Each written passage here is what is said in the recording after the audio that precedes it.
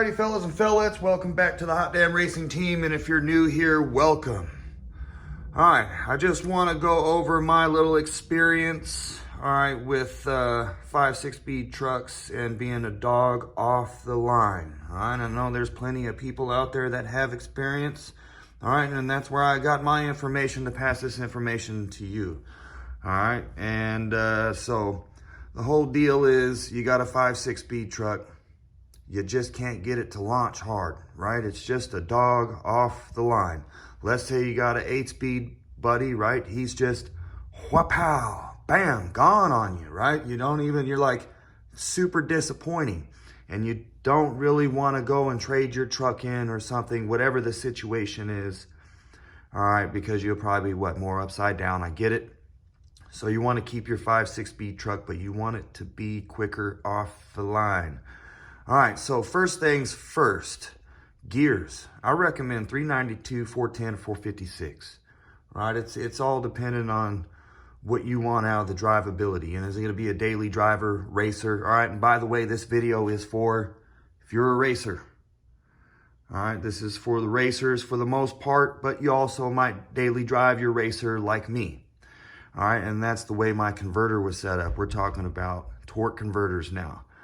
All right, so after you got your gearing in there, 392, 410, or 456, that helps a lot, but the converter opens that up. Man, does the converter open that up. All right, so mine's set at 3,000. Now, don't run out, heads up. Don't run out and go try to buy a converter and say, I want it at 3,000 because so-and-so has it at 3,000. Negative, Ghost Rider. What you want to do is when you're buying the converter, they're going to ask you questions. You go buy the converter and then you might get an email or the questions might be there pre-hand, all right? But they're gonna ask you questions. What's your setup? What do you do with it, right? They don't wanna sell you a converter at 3,800 or something crazy and you tow, right? You're gonna burn something up. So the converter is gonna be set up to your lifestyle, basically. It's the best way I can put it, all right? So if you're an occasional racer, the converter is gonna be set up for occasional racing. It's kind of how mine's set up. It's, I can daily drive. I could go to work every day, drive around, freeway, travel, do whatever I want, and go to the track, and bust it out.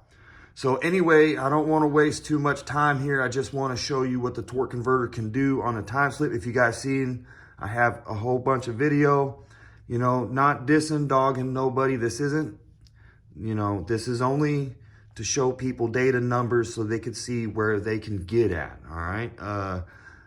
Every truck I've raced was an 8-speed. I've raced a car, F-150 10-speed 5.0, was not a twin-turbo EcoBoost, guys, all right? So no, I didn't race an EcoBoost, although I believe I can beat a stock one. No way in hell that I'm gonna beat a tune EcoBoost busting 9s, 10s, 11s, 12s, all right? It's just not gonna happen. Let me get real with that. All right, so anyway, when I started out with this truck, 60 foots, because we're talking about the launch, applying power to the ground, getting it going, right? So I have 392 gears, stall is set at 3K. By the way, density altitude. My times aren't going to reflect someone at sea level. Don't worry about that. Just kind of look at, let's look at this here, right? This is my first time around, 14.9. You at sea level, and you have the same truck. That's probably gonna be, I don't know when this was. This probably wasn't too high up. This is when the truck was basically stock.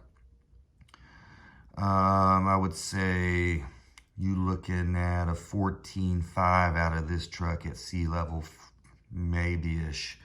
And unfortunately, yes, it was a 100 shot of nitrous, but you must understand it was on 35s, full weight, full. Nitrous don't make you fast if you don't got supporting mods, all right? So we'll just get through that. Anyway, 60 foot, that's all we're worried about.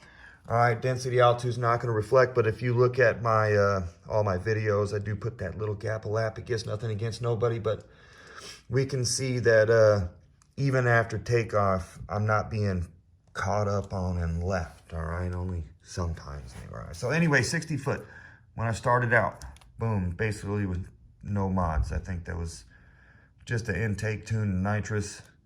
All right, truck's a 6-speed. All right, so Anybody that has an 8-speed, you don't really need to be here. All right, next, boom, blew up the truck. It's a 60-foot. That doesn't matter. That's irrelevant. All right, getting back to action, 2.5. So we just have that. That's with like intake, trying to run some nitrous.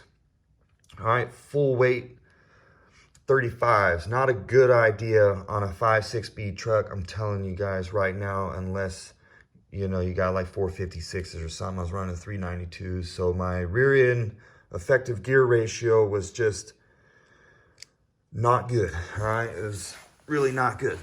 And next up is headers. Now, nitrous. All right, this might have been like a fluke ski. I got a good one time somehow. All right, 60 foot. That's headers tuned, nitrous, Ram intake. All right, coming back around, thinking I'm gonna do good again. No. All right, now 60 foot for the 5.6 speed, guys, is very important.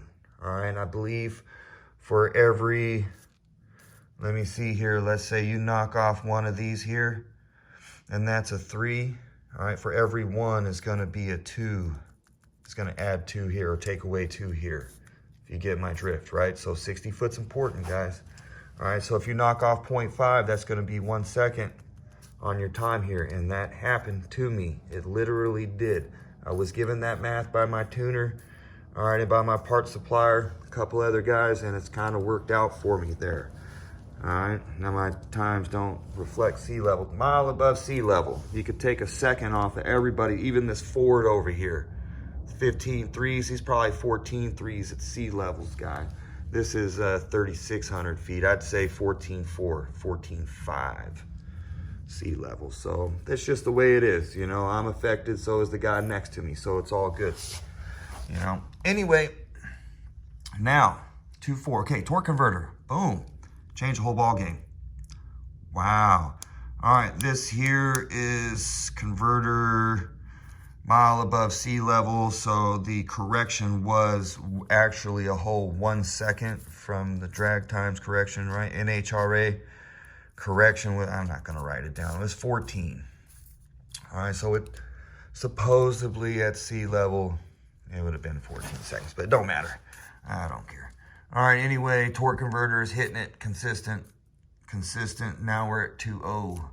2.0. Let's say if it was just strictly a race truck and the converter was set maybe at 3,800, it'd be in the 1 something, possibly. But I need to daily drive. Got a family. It's a big truck, right? The transmission's carrying a lot of weight. So 2. All right, again, it's consistent. I'm running 4-wheel drive all the time. It's only 4-wheel drive, so everything's consistent. Unfortunately, I washed 4 time slips.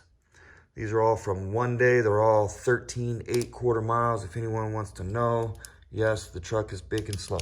All right, anyway, they are all those 4 time slips. I can guarantee you they are too. I could not break to the 1.9 until the HPT camshaft. Oh, baby. All right, so I was told that my 60 foot would be slower putting the cam in. Did not happen. Got the first run out was 199 or 1996. All right, and the second time out was 1967. All right, so cam definitely gave it a little bit. The converter and the cam were supposed to work together. All right, and I believe that happened. Okay, so when I chose all my parts, the camshaft, the converter, the headers, everything, I chose them because somebody has already done it. I'm not gonna lie. They all work together. You could go to the description of some of these websites that sell parts and they'll be like, you know what, this cam goes well with this converter and this and that. And, you know, and I kind of try to listen to my tuners, part suppliers, what I should be doing next. That's how I got where I'm at. So getting progress, getting there. I'm hoping my next run, that's at the end of this week, it's on Saturday. I'm going out to test and tune. I'm hoping for a 12.9. I don't know. Low 13s, I'll be happy. All right, I don't know. So truck's got a little bit more into it. I haven't given it the full pump yet. I'm gonna go get the nitrous filled up and we'll see what it can do. Anyway, guys, applying the power to the ground in the 5.6-speed trucks, 392, 410, 456. You also want that, if it's a two-wheel drive, you want a limited slip rear end. All right, they call it anti-spin, Fiat, Chrysler, whatever. You want that, and converter. You got that, you're gonna be super happy. I'll tell you what, you can, anytime I want, I can spin the tires. I can spin the tires when I'm cruising. I can spin the tires standing still by breathing on the gas pedal. All right, and I've spun the tires a few times in four-wheel drive. All four tires cranking it around. All right, torque converter is awesome. You know, and daily driving, no issues. I mean, I wouldn't hot rod it all day long, especially in the summer. You know, back and forth to work or wherever you're going. Drive it right, you know what I mean? Or unfortunately, you're just gonna have to go and get an 8-speed. If you don't drive it right, you're gonna tank these 5 and 6 speeds. If you drive them right, all right, they'll last like mine did. Got a lot of mods on mine, right? Nitrous, running 100 shot, the cam, converter, all this dilly-dally. Transmission's fine for now. I get it, guys. It's not gonna last forever, all right? So I've also been preparing for that, all right? Since I'm well aware that the transmissions aren't ultimately the greatest things that were invented, okay? They're not the best things out there, all right? So that is what it is. Thank you, and I hope you enjoyed and got a little bit of information on how to apply the power to the ground on the 5 and 6-speed trucks. All right, ultimately you want to talk to your part suppliers and ultimately your tuner, all right? That individual is going to let you know how to get it going. All right, if anyone wants to know where I got the Edge Racing torque converter, I got it from Moe's Performance. It was very cheap. The install, if you want to know, here in Las Vegas, I got it installed at V&V Automotive. It's around like $600 for the 5-6 speeds. It's a little more for the 8 speeds. All right, it's just the way it is. 8 speeds, the fluids are a lot more expensive and whatnot. And so 5-6 speeds a little easier to do. Easier, but cheaper to do. All right, that's what I'm trying to get at. Prices are regional. I could tell you 600 here for Las Vegas, and you can live somewhere, I don't know, Kentucky, just making something up, and they want to charge 1,000. It's just the way it is, you know. So these prices that I'm giving you for labor is for here in Vegas for the most part. But the converter, all right, that's for a 5 and 6 speed. I haven't found a better price, and it's been in the truck for quite a while. I don't think, maybe about a year now coming up, I would have to say.